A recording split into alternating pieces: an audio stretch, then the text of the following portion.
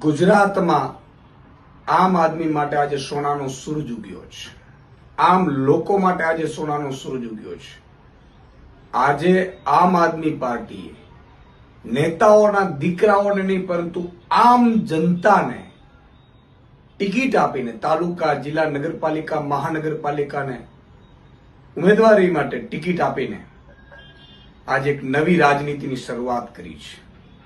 મને ગર્વ થાય છે આમ આદમી પાર્ટીના પ્રદેશ અધ્યક્ષ તરીકે કે હવે સપનું જોયું હતું કે બહુ થયું બાપ બેટાની, શાળા બનેવી, જમાઈની, દીકરીની રાજનીતિ.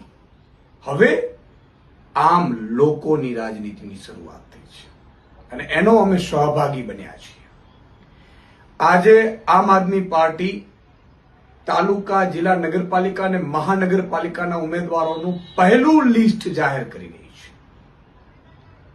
પહેલું લિસ્ટ 460 થી વધુ ઉમેદવારોનું આ લિસ્ટ આજે આમ આદમી પાર્ટી પ્રદેશનું નેતૃત્વ, સ્ક્રીનિંગ કમિટી, ઝોનની સ્ક્રીનિંગ કમિટી અને માનનીય અરવિંદ કેજરીવાલજીની પીએસસીની સહમતિથી આજે આ જાહેર કરતા મને ખૂબ આનંદ થાય છે.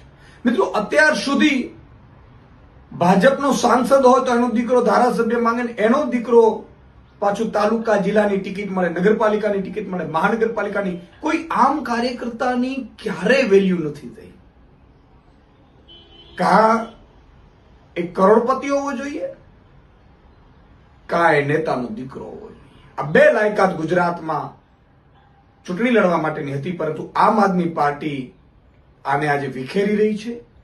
આમ લોકો માટે, આમ જનતા માટે, આમ આદમી માટે આજે સોનાનો સૂરજ ગુજરાતમાં ઉગ્યો છે. 460 જેટલા ઉમેદવારો જે સામાજિક રીતે સક્રિય છે, જે લોકો આમ આદમી છે, આમ લોકો છે, એને ટિકિટ આપીને આમ આદમી પાર્ટીએ નવો ચીલો ચાતર્યો છે.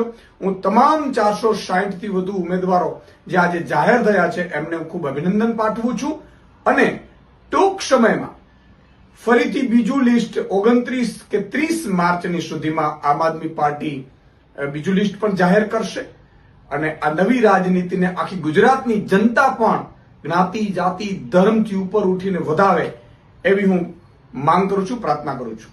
જય જવાન, જય કિસાન.